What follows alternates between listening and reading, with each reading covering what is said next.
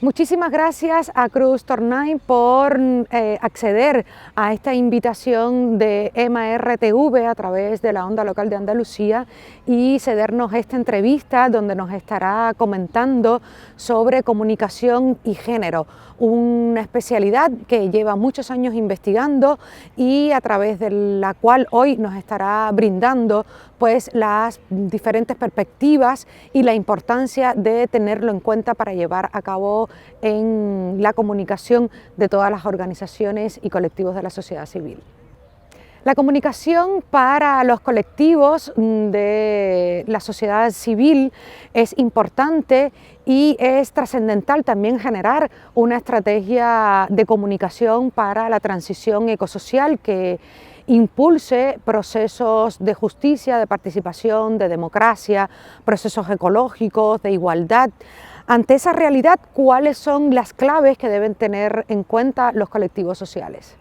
Lo primero y fundamental es que las organizaciones y los colectivos tengan claras, ¿no?, cuáles son sus metas y cuáles son sus estrategias, y digamos que la comunicación debe supeditarse a las estrategias precisamente que tienen las organizaciones, ¿no? Saber que las técnicas que estamos utilizando, entendiendo la comunicación quizás desde un punto de vista, me atrevo a decir, instrumental, ¿no?, son exactamente las que necesitamos para llegar a la ciudadanía con la que queremos trabajar o a la que queremos llegar nuestros mensajes, ¿no? Es decir, que en primer lugar sería seleccionar también de manera crítica de qué manera o a través de qué medios vamos a llegar a la ciudadanía. En segundo lugar, yo creo que también es importante la participación de esa ciudadanía, que no se trate, o sea, si en este caso las organizaciones o los colectivos lo que están tratando es de generar un cambio de comportamiento,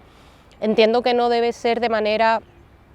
vertical, ¿no?, jerárquica vertical, como acostumbran a hacer de hecho los medios de comunicación tradicionales, sino que quizás se deben aprovechar las posibilidades de las mismas nuevas tecnologías y de las posibilidades de la comunicación para establecer estrategias más horizontales, más participativas, que involucren a la ciudadanía, incluso a la que no forma parte de la propia organización y colectivos, y yo creo que esa es una pieza clave, un elemento esencial para lograr precisamente que las estrategias sean eficaces, ¿no? Para consolidar y defender espacios de comunicación alternativa, participativa, horizontal o una comunicación otra, ¿qué es lo que pueden hacer los colectivos de la sociedad civil? Bueno, pues efectivamente las tecnologías van a ser una de las aliadas, ¿no?, de las aliadas para llevar a cabo esos mensajes, aunque tampoco se debe dejar de lado que las plataformas que conocemos o que utiliza la mayor parte de la ciudadanía son grandes empresas, grandes conglomerados, pues que efectivamente, bueno, como decía Audre Lorde, las herramientas del amo no destruyen la casa del amo, ¿no? Entonces quizá a lo mejor se pueden repensar esas formas de llegar, esas estrategias que mencionaba, para llegar a la ciudadanía, o quizás utilizar otro tipo de redes que también existen, también utilizar el software libre, digamos, para no estar utilizando a lo mejor esas plataformas que a lo mejor incluso guardan poca coherencia con lo que queremos llevar a cabo, ¿no?, aunque evidentemente son plataformas masivas que permiten llegar, pues, de esta manera a un gran público, ¿no? Y desde el discurso, ¿qué es lo que pueden hacer los colectivos, más allá de la parte tecnológica? Bueno, pues desde la perspectiva del discurso, precisamente las apropiaciones comunicativas se hacen para el posicionamiento de discursos alternativos, ¿no?, precisamente. Si han existido esas apropiaciones comunicativas de parte de los colectivos y de las organizaciones sociales, de los movimientos sociales. Estoy pensando, por ejemplo, en la guerrilla zapatista ya en los años 90 como uno de las organizaciones pioneras, pero también muchas organizaciones indígenas, movimientos indígenas en América Latina que reivindicaron el ejercicio del derecho a la comunicación y las apropiaciones comunicativas, ¿no?, y tecnológicas. Entonces, pues efectivamente, si estos colectivos o estos movimientos están llevando a cabo ese acceso a la comunicación y esas apropiaciones es precisamente porque no encuentran espacios de representación y de autorrepresentación en los medios de comunicación tradicionales, en los medios de comunicación de masas, ¿no? Entonces, por tanto, el acceso a los medios, a los propios medios, para hacer una comunicación transformadora, emancipadora, dirigida al cambio social, es fundamental para posicionar el discurso. Claro que para ello antes las propias organizaciones tienen que repensar sus estrategias antes de trasladarla a los medios de comunicación. En definitiva es el para qué, ¿no? Esa frase que se decía mucho entre las organizaciones, entre los medios comunitarios en Venezuela, que decía: cuando el medio pierde su fin, el fin pierde el medio, ¿no? ¿Qué se necesita para que la educación y la alfabetización mediática trascienda las competencias instrumentales y técnicas? Bueno, pues la alfabetización digital, la alfabetización mediática, aunque habitualmente se haya hecho sinónimo como el uso instrumental, el uso de software, el uso de la tecnología, realmente es bastante más compleja y cuenta con bastantes dimensiones, ¿no? Que a menudo se olvidan en estas estrategias. Claro, al margen del uso, que por supuesto es necesario y precisamente desde una perspectiva de género es importante que lo mencionemos por esta cuestión de la tecnofobia, que muchas veces las mujeres se quedan sin participar por el miedo o por la autopercepción de que ellas son más torpes con las tecnologías. Pues por supuesto que tenemos que trabajar otras dimensiones, ¿no? para realizar una alfabetización más compleja. Podemos pensar, por ejemplo, precisamente en el análisis crítico, el conocimiento de los medios. Es muy importante dentro de, por ejemplo, este análisis crítico, el hacer mención a la economía política de la comunicación, saber quiénes son los dueños de los medios, también de las plataformas de las redes sociales. Hablar también, creo que es muy importante para los colectivos, de la netiqueta, de las formas y estrategias de seguridad, porque ahora mismo hay muchos activistas, sobre todo mujeres activistas, recibiendo hostigamiento a través de redes sociales y otras formas de violencia. También es importante el aprendizaje del uso colaborativo entre organizaciones, entre colectivos, entre redes, pero sobre todo el conocimiento de las narrativas para convertirnos en productoras de contenidos, ¿no? Más allá de a lo mejor compartir unos simples posts o hacer notas de prensa, ¿no? Pues manejar las herramientas para en esa doble vertiente que contempla la alfabetización digital y mediática, que es la de la recepción en un sentido crítico y también la dimensión, el área, ¿no? de la expresión, convertirnos en productores de información. ¿Cuál es la importancia de tener una comunicación con perspectiva de género y que impulse procesos de empoderamiento comunicativo para las mujeres, pero bueno, también para las niñas y las adolescentes? Bueno, pues es fundamental, ¿no? Si estamos hablando de comunicación para la transformación social, no tiene sentido que esa comunicación no incluya la perspectiva de género e incluya las voces de las mujeres. Precisamente si se produce esa necesidad de apropiación comunicativa por parte de las organizaciones es porque no encuentran los medios de comunicación, los discursos hegemónicos de los medios de comunicación no les sirven, no nos sirven. Entonces, si queremos hacer una comunicación necesariamente debe incluir las voces de las mujeres y la participación de las mujeres, ¿no? Por otra parte, si estamos hablando de la necesidad del empoderamiento comunicativo de las mujeres, bueno, pues ya desde la plataforma de acción de Beijing en el año 1995 ya se vio por primera vez, se reconoció la comunicación como una de las estrategias para lograr la igualdad, el avance a la igualdad en las sociedades y el reconocimiento de derechos para las mujeres. Por tanto, el derecho a la comunicación de las mujeres debe ser entendido como un derecho humano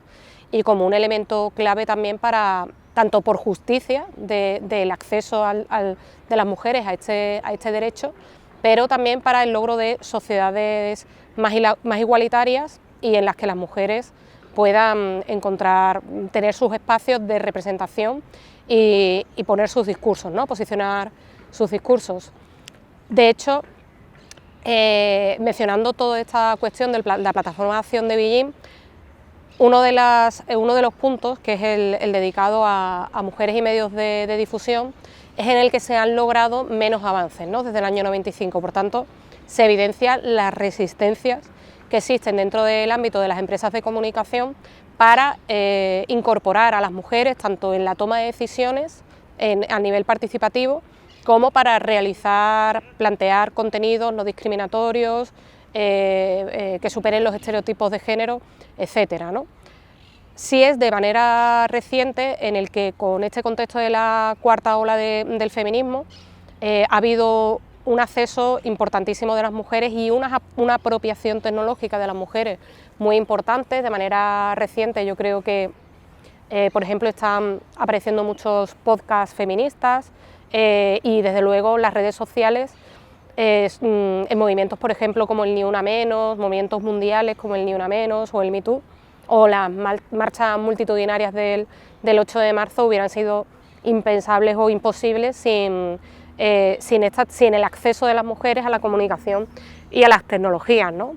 Es importante por todo ello, ¿no? Desde por la importancia estratégica del papel de las mujeres hasta por la justicia del acceso de las mujeres al derecho a la comunicación y a la pluralidad de voces en la esfera pública, ¿no? Y sobre todo también por parte de las organizaciones y medios alternativos, que a lo mejor a veces puede ser que hayan descuidado este aspecto, ¿no? Cuando se plantea que no hay mujeres o que ellas no quieren participar, etcétera, ¿no? Pero desde luego es algo esencial y bueno, sin mujeres no hay revolución. ¿Y cuáles son las claves entonces que debemos tener en cuenta para poder llevar a cabo una comunicación con perspectiva de género efectiva y que realmente impulse los procesos de empoderamiento para las mujeres, niñas y adolescentes? Bueno, pues habitualmente se pone el foco, cuando hablamos de comunicación con perspectiva de género, ponemos el foco en la representación de las mujeres, el tipo de representación que se realiza de las mujeres, y en segundo lugar en la participación de las mujeres, ¿no? Que es fundamentalmente en donde siempre se han identificado en los diagnósticos de los medios de comunicación las dos problemáticas, ¿no? Por una parte, la superación de las representaciones sexistas y basadas en roles de género que acostumbran a realizar los medios de comunicación y que se evidencian desde los primeros estudios con perspectiva de género que se realizan en la década de los 70. Todavía las mujeres en los distintos ámbitos de la representación o siguen representadas a través de roles domésticos que les recuerdan su tarea de los cuidados, o desde con una forma cosificada, hipersexualizada, etcétera, ¿no? Tanto en publicidad como en cine. Y por otra parte, la invisibilización en el ámbito informativo, ¿no? A nivel global, solo las mujeres aparecen solo en un 24% de los casos son sujetos informativos, ¿no? Por tanto, es importante la representación de las mujeres para tener referentes en el mundo mediático y para que las niñas, las adolescentes crezcan con modelos de mujeres, con referentes a los que puedan aspirar más allá de esas representaciones clásicas que hemos visto, ¿no? Y en segundo lugar, como comento, la participación es esencial, la presencia de las mujeres, que todavía no existe en los medios de comunicación tradicionales. Hay una brecha tanto horizontal como vertical, es decir, hay áreas del trabajo, de puestos laborales que son considerados puestos blandos, incluso secciones de los medios informativos. También aquellos puestos más tecnologizados pierden presencia femenina y sobre todo, igual que en el caso de otras empresas del ámbito productivo, las situaciones que se dan de techo de cristal o tubería que gotea. Lo importante es que las organizaciones no repliquen esas situaciones que se dan en los medios de comunicación tradicionales y comerciales con ánimo de lucro, ¿no? pero sí es verdad, al menos con las investigaciones que se realizan al respecto, que no hay tanta diferencia entre las situaciones que se observan en los medios privados y públicos respecto a la situación de la mujer con los que se observan en los de los medios alternativos, comunitarios, etc. Las mujeres siguen teniendo un papel secundario, no están presentes, por ejemplo, en puestos técnicos, por ejemplo, pienso en la radio, en las mesas de producción,